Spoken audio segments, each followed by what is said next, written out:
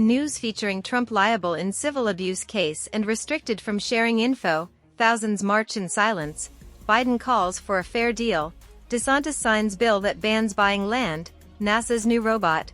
Welcome to this News Tidbits News Edition.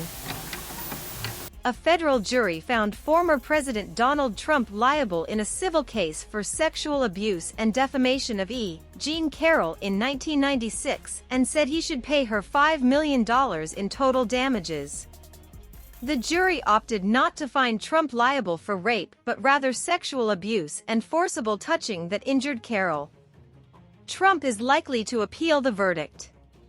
Previously, 19 women have accused Trump of sexual misconduct.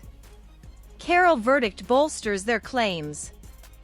Florida Governor Ron DeSantis signed 3 bills on Monday that ban Chinese citizens from buying land in the state. The bills aim to combat the influence of the Chinese Communist Party, CCP, and its agents in the state.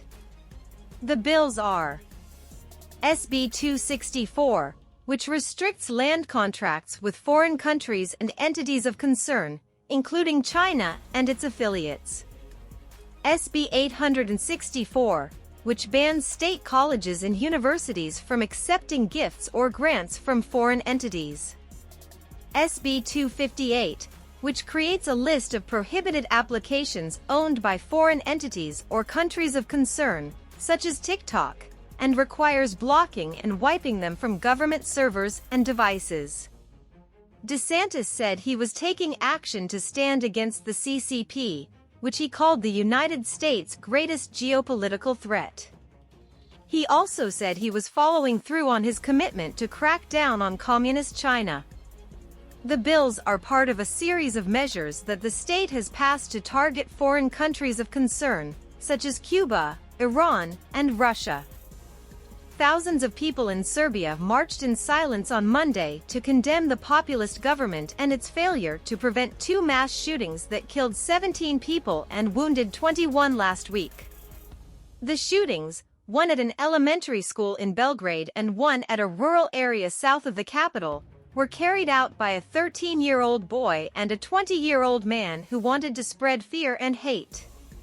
The protesters, who called themselves Serbia Against Violence, demanded the resignations of the education minister and the withdrawal of licenses for the state media that promote violence and host war criminals. They also chanted against the autocratic president, Aleksandar Vučić, who dismissed the protest as shameful and pure politics. President Joe Biden urged the Hollywood writers to get a fair deal as soon as possible, after the strike that began last week over pay, staffing, and AI in screenwriting. The strike, which involves 11,500 writers and the Writers Guild of America, has put the industry in a deadlock with studios and production companies. The White House said it does not comment on an ongoing strike, but supports workers' rights to strike. Biden praised the entertainment industry as an iconic and meaningful American industry that needs the writers to tell the stories of the nation and the people.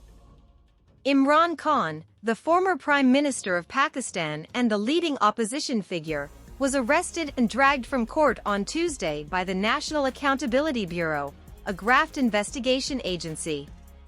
His arrest sparked violent demonstrations by his supporters in several major cities, where they clashed with police, burned vehicles, and blocked roads. The military also intervened to restore order and accused Khan of making false and malicious allegations against it.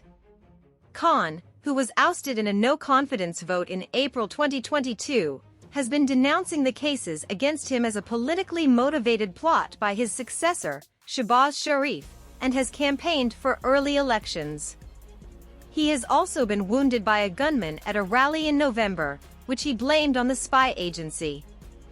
Donald Trump, the former U.S. president, is facing a criminal trial for hush money payments to women who claimed affairs with him.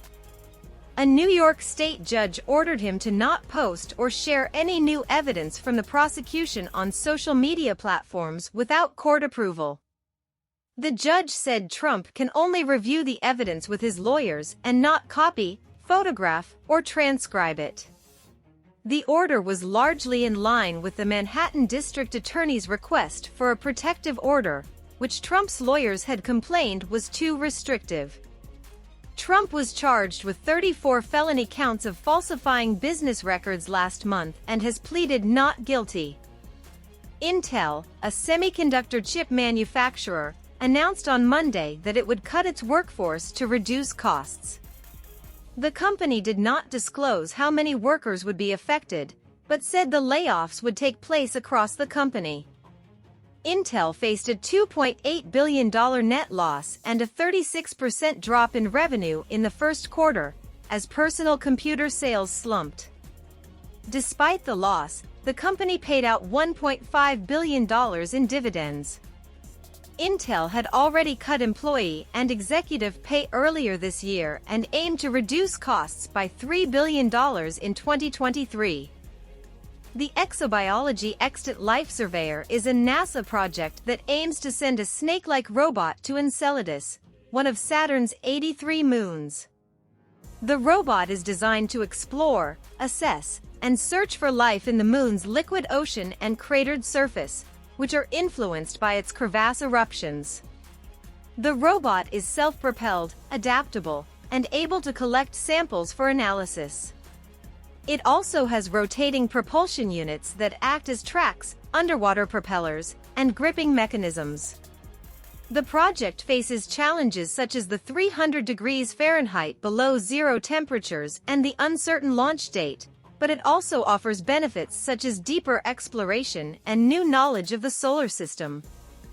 Vladimir Putin, the Russian president, spoke at the Victory Day parade in Moscow on Tuesday, where he defended Russia's actions against Ukraine as a special military operation and not a war. He said Russia was prevailing in a real war against international terrorism and that it wanted a peaceful, free, and stable future. He also denied any unfriendly or hostile peoples in the West or the East and rejected any ideology of superiority. His speech came as Russia launched a second day of missile attacks on targets in Ukraine, using warships, bombers, and drones. Ukraine's air defenses shot down 23 of the missiles, including some aimed at the capital Kyiv. Novavax, a biotech company, announced on Tuesday that it will cut its global workforce by 25% as it tries to save money and cope with low demand for its COVID-19 vaccines. The company, which has only one marketed product, expects to generate between $1.4 billion and $1.6 billion in annual revenue, depending on the timely launch of its updated COVID shot. It also reported a net loss of $293.9 million for the first quarter, compared with a profit a year ago. Novavax's COVID/flu combination vaccine candidate showed safety and well-tolerated results in a mid-stage study, boosting its shares by 9%. The company has $637 million in cash and equivalents and plans to reduce its research and commercial expenses by 20% to 25% from last year. Thank you for watching. Please support our efforts by liking and sharing the videos. Don't forget to subscribe to get our regular updates.